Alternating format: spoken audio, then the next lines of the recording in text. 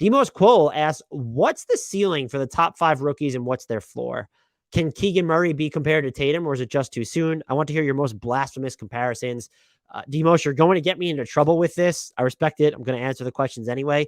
I'm taking this quite literally. I am going at least when it comes to best case scenario for the top 5 picks, I'm going to go the absolutely bonkers route and as high end as I can possibly think.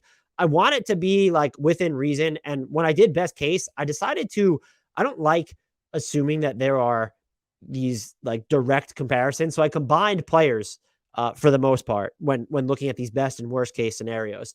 Some of these worst case scenarios, I think because I'm so high on all 5 of the top 5 rookies at this point, they're probably not spicy enough. But I tried to go spicy as hell in the best case scenario. So let's start with Paolo Banchero, who I'm in love with. I see a lot of the Blake Griffin comps. I see Pistons Blake Griffin, though, where he wasn't playing above the rim as much, and he had a lot more of an off-the-dribble game, facilitation game. So Paolo Banchero, prime Pistons Blake Griffin, which I guess existed for a year and a half, and then Aaron Gordon on defense. I thought was a fair comparison. There were some moments one-on-one, even switching in Summer League, where I didn't understand why people were so concerned with him guarding at this level. We'll see how it pans out. My worst case scenario for him was actually a lot of people's present NBA comps for him. I think the worst case is just Julius Randle, where he's all over the place, up and down, inefficient jumper, still kind of a useful player, but he can't really be used as a complementary player that much, or he fancies himself more than that. That's my worst case for Paolo, which I think speaks to how high I am on Paolo. Chet Holmgren, my best is, these are in my notes. What if Nick Batum, Andre Karolinko, and Marcus Camby were the same player?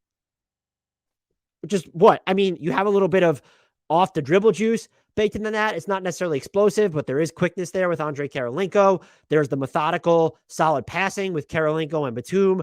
The defense, the rebounding, the shot blocking of a Marcus Camby, the floor running of a Marcus Camby. I didn't want to gravitate. I tried to steer clear of ones that I've seen too often or that I thought were borderline cliches. So I'm not going to go with like the Kevin Durant meets Giannis Antetokounmpo. Maybe there needs to be like a little bit of the Karl-Anthony Towns sprinkled into this 3-player combo, but a Nick Batum, Andre Karolinko, Marcus Camby hybrid, which some people might take as an insult because none of those players are superstars, but together you're talking about 3 players who at their peaks were kind of at that level. They're going to be megastars for sure. Someone on Reddit, by the way, I saw said Gen Z Ralph Sampson, and I laughed and can't get it out of my head. Worst case, I think it's fair when people say Bol is what they see. I think it's more like Tayshaun Prince. And I know he was a great defender. I think that Holmgren, even if it proves that he's not strong enough or he can get thrown around, will still be a good wing defender or disruptor, and that you can count on him to make simple plays on offense, whether it's in open space, just passing out, or stroking threes off the catch. Maybe Tayshaun Prince is like, I'm not trying to insult Tayshaun Prince, is my point. Let's say Tayshaun Prince on offense, then, for worst case scenario. Bol would be straight out his worst case scenario. Jabari Smith Jr., who I am all in on his defense now, that I think is just far outstripped his offensive potential. And I don't think that was made enough of leading into the draft based off what I read and watched. But my best case for him is Chris Middleton and Kevin Garnett merge DNA makeups. That is what I have written down.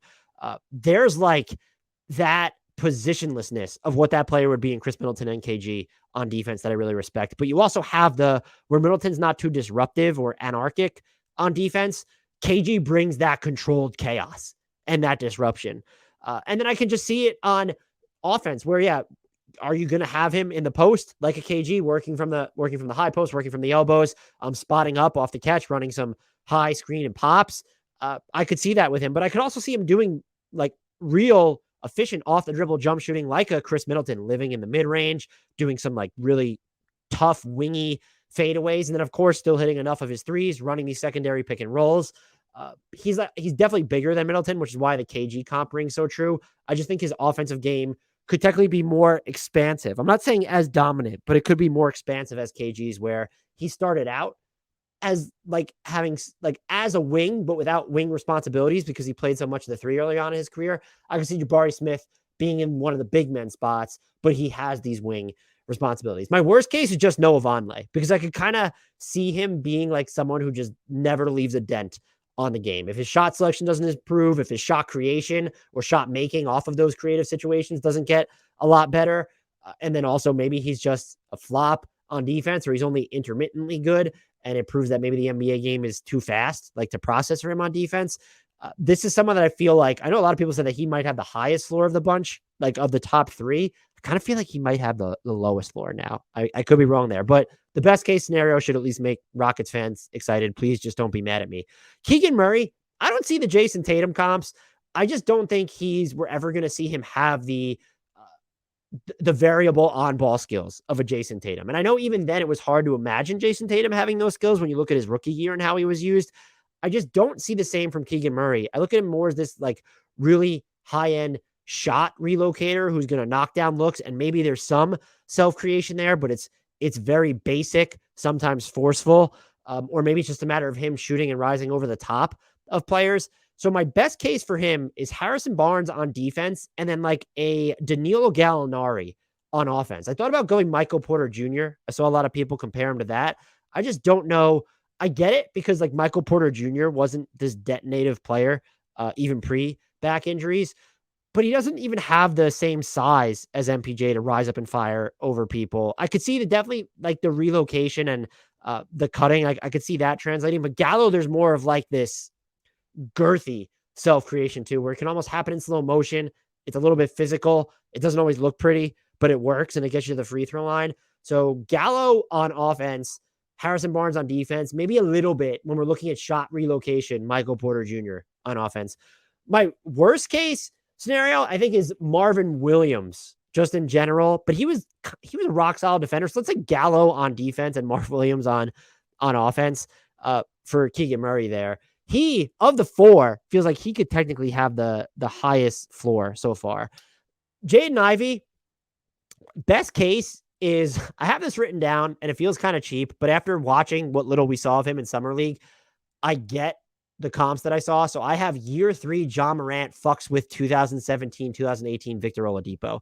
I think there's definitely concern about, could he be as good of a passer as Morant? I think the decision-making after he leaves his feet is there. We saw him throw some nifty passes, and then just a couple of even dating back to his time in school, and then some of the plays in Summer League, there might be more like of a perimeter threat, a more like not just Ja Morant, finally making defenses pay for going under screens. I'm talking off the dribble three, not just a floater game, but like a fire off on a whim mid-range game. And that's where Oladipo sort of comes in. And then there's that all defense level.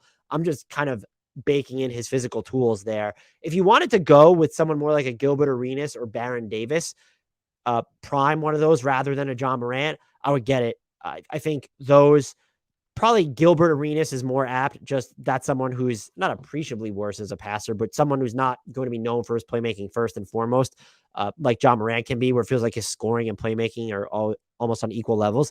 But if we're just trying to envision the best case scenario for Jaden Ivey, it's Ja Morant fucks with all NBA Victor Oladipo. I'm sticking to it. His floor, worst case scenario, feels like a Dennis Schroeder. It should be someone who's always very solid on the offensive end, but always leaves you wanting more on defense. And then you can't always count on him on the offensive end. Maybe that's too high, a worst case scenario, but we're talking about Dennis Schroeder, still under the age of 30, one of the final free agents remaining at this point. He went from having a very lucrative, was it $80-90 million extension on the table from the Lakers last season, to playing out the mid-level on the mini mid-level this past season, to being flipped by the Celtics at the trade deadline, to now he currently doesn't have an NBA team. Let me know what you think about that in the comments, the YouTube comments, or get at me on Twitter if you're listening to the podcast or the Discord. This was a tough exercise. I spent way too much time on it, so I hope that at least shows, and it came from a good place, even if I'm completely wrong.